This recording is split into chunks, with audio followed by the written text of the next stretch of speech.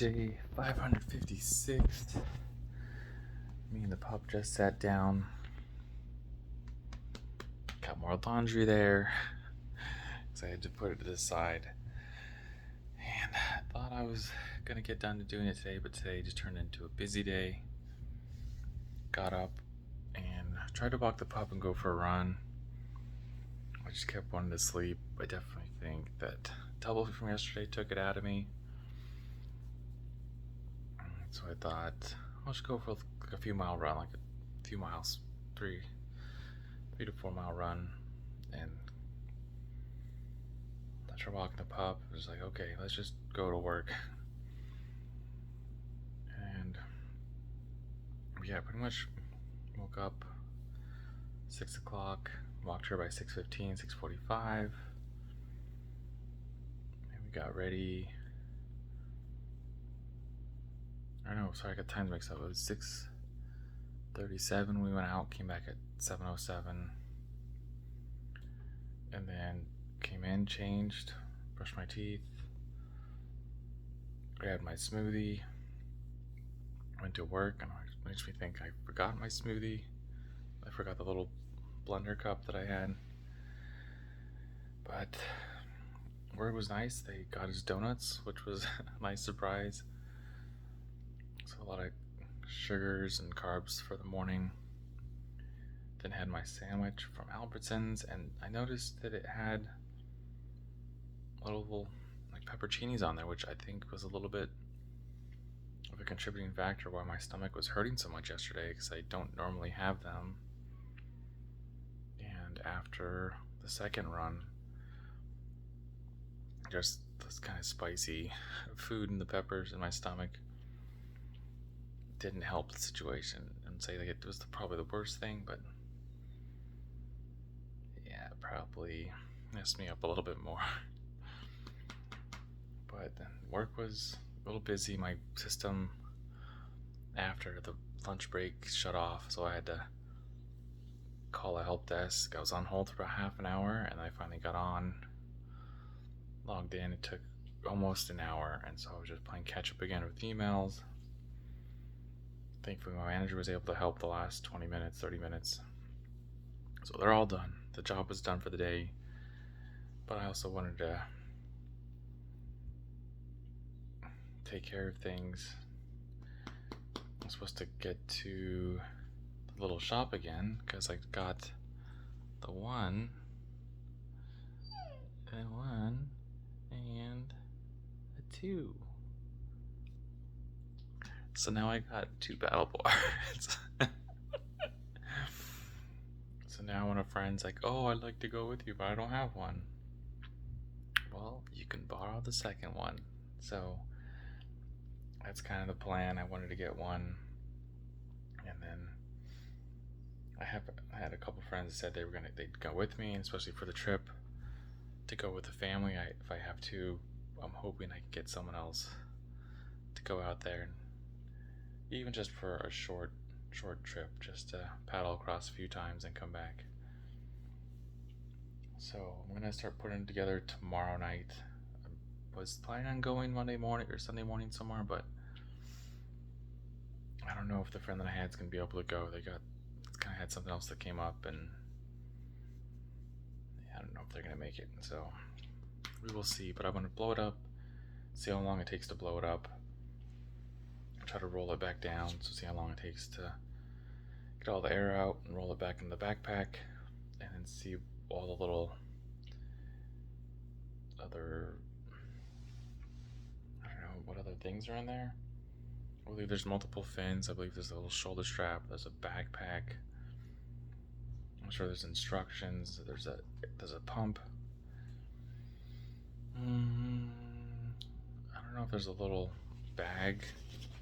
Another little bag for the bag. They call it like I got one right here. It's called a dry sack. So you can put your stuff in there, so in case it falls in the water, it keeps the water out and everything is dry. So of course, cell phones, keys, wallets, stuff like that. And the guy actually where I got this showed me the trick. He said, yeah, if you blow it up, put everything you need in there, make sure there's a little air in when you seal it. You can actually throw it off your kayak or paddleboard, and then it'll just drag with you. You don't have to worry about trying to keep it on top of anything, or if you need more space for your dog or someone else, you just throw it off and it'll float and just follow you as long as you have it tied in. I'm like, oh, that's pretty cool. So I got everything. Well, I need to go to the store probably tomorrow if I plan to go paddleboarding Sunday, but I need to get at least one life jacket for me, and if someone else goes too. And the guy told me, just go to Walmart, get something cheap, and that'll do. And so he's, all right, sounds good to me, man. Appreciate the advice. So I got that, came back, played with the pup for about 20 minutes. Was it about 20 minutes, Bubby? Yes, about 20 minutes? Yes. Then we went for a walk. It was sprinkling just a hair, and then it calmed down, so we were out there for a little bit and came back in, changed. My buddy Edgar wanted to meet up and hang out, and so got ready and like, yeah, let's just get some food. So we went, he's kind of on the other side of town, so we met halfway and got food, came back, walked the pup again, and then started watching this documentary on Netflix. Oh my gosh, what was it called? It's a sports story about the football guy who went to Notre Dame and pretty much got catfished. And the story was he lost his grandma and his girlfriend within like a day of each other, 2 days. I think the story kind of flows back and forth between what the exact time was.